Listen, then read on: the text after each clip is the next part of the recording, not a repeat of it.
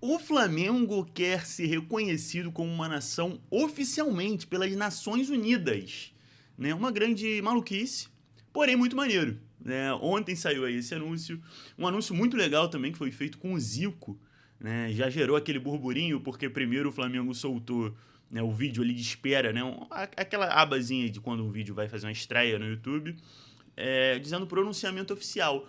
E aí, como sempre, as redes sociais do Flamengo sempre muito sã, né? Um lugar muito tranquilo, um lugar onde ninguém viaja, um lugar onde ninguém imagina coisas que não existem. Já tinha gente falando isso aí deve ser sobre reclamar do juiz, isso deve ser sobre estádio, isso deve ser contratação, tinha de tudo. No final das contas, era esse anúncio, uma campanha de marketing que tem aí algumas coisas pra gente comentar.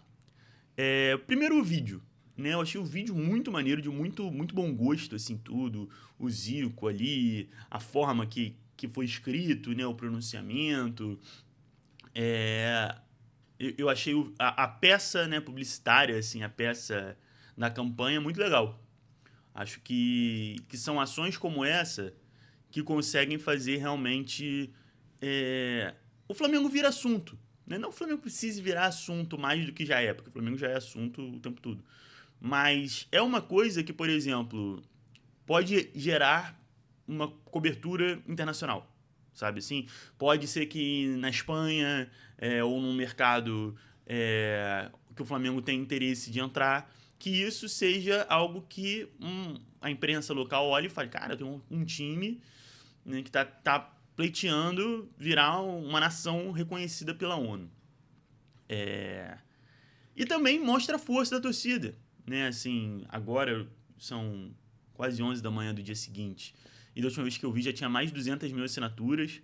Né? O Flamengo vai colher muita assinatura. Você vê que a torcida já em massa já entrou na onda da campanha. O que mostra também uma força é, da torcida nesse sentido, de abraçar a ideia do clube. E aí a gente vai entrar num ponto que eu acho que é importantíssimo aqui, que é de fato essa demonstração de força. O Flamengo, quando faz esse tipo de demonstração de força, não necessariamente se vai conseguir ou não entrar na ONU, porque eu acho que isso é o de menos. Agora, eu acho que o clube se posicionar como eu quero e comprar a aposta, tipo assim, olha como minha torcida vai comprar a ideia, isso mostra pro cenário, né, do futebol a força do Flamengo. Óbvio que a força do Flamengo é mostrada em vários momentos, quando ganha títulos, quando contrata jogadores. Mas esse tipo de campanha, vamos pegar do ponto de vista do novo patrocinador do Flamengo, que investiu aí um dinheiro nunca visto, né? Dentro do futebol brasileiro, em questão de patrocínio. Você olha como patrocinador e fala, cara, o time que eu investi tá pleiteando virar uma nação oficialmente reconhecida pela ONU. Os torcedores em massa estão aderindo à campanha. E mais do que isso, só se fala nisso. E esse é o ponto que eu acho que aí a gente entra numa coisa que é muito importante. Porque os rivais contribuem muito pro tamanho do Flamengo. Então você vê assim assuntos muito mais importantes no sentido de algo prático, né? E de algo que vai ter um desdobramento em campo ou para continuidade ou não de um outro clube. Então, por exemplo, está sendo falado sobre SAF do Fluminense. Algo importantíssimo. É o futuro de um clube como o Fluminense. Clube que, né, é um rival do Flamengo, um clube que não tem muitos torcedores, mas tem uma torcida, ganhou recentemente título. A SAF do Fluminense foi muito menos falada do que o Flamengo virar ou não uma nação, que é algo que lá no nome já diz que é algo simbólico cultural, é simbólico. Então isso é muito importante. Por quê? Porque os rivais, como sempre, né? E aí é outro ponto que eu vou entrar, que os rivais ficam malucos. Meu Deus, como que o Flamengo tá fazendo isso? Isso é ridículo, isso é um absurdo. Incomoda muito. E isso é uma coisa que os rivais não entendem. O quanto o flamenguista gosta de ser esse fator que incomoda o rival, né? Ou nem necessariamente o rival, mas os outros. Então, ai meu Deus, o Flamengo tá fazendo isso. Pô, se incomodou, já cumpriu boa parte do objetivo. E aí o que eu vi foram uma parte, né, até uma parcela pequena da torcida, mas falando sobre, mas isso aí pode dar munição para os rivais zoarem. E aqui eu percebo que tem muito flamenguista que ainda não entendeu o que é ser flamenguista. Gente, e isso eu vejo em muitos outros cenários, tá? Dessa história de, deu munição. Vocês já perceberam que nenhum rival precisa de munição para usar o Flamengo?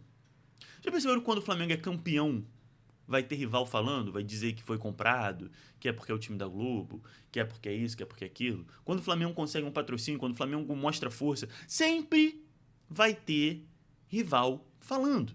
Os rivais falam do Flamengo.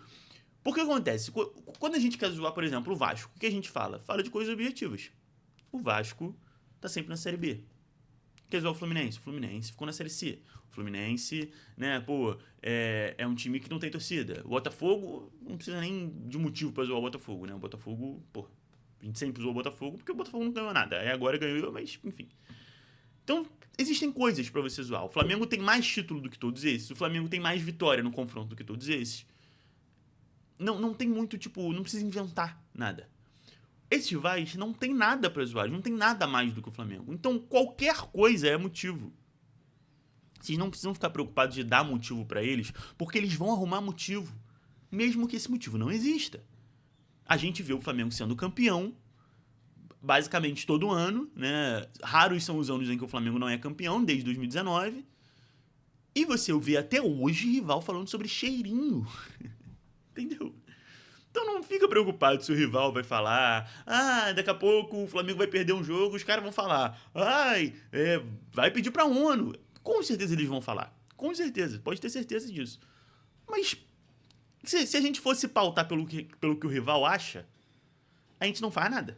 A gente não ganha nem campeonato, porque eles vão falar que foi roubado, que foi isso, que foi aquilo, que o Flamengo é o time da Globo, enfim. Então isso também, não se preocupem com isso.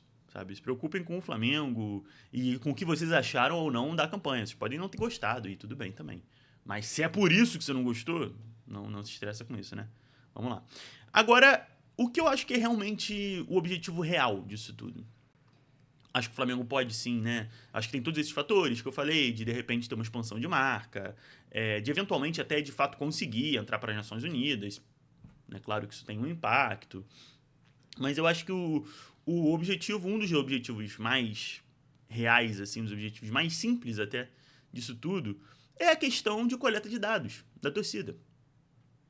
Porque quando você vai assinar a petição, você tem que botar os seus dados ali, e-mail, telefone, CPF, dados da torcida. E isso é algo muito valioso nos dias de hoje, tá, gente? Eu não sei se todo mundo tem essa dimensão, mas isso é uma das coisas mais valiosas.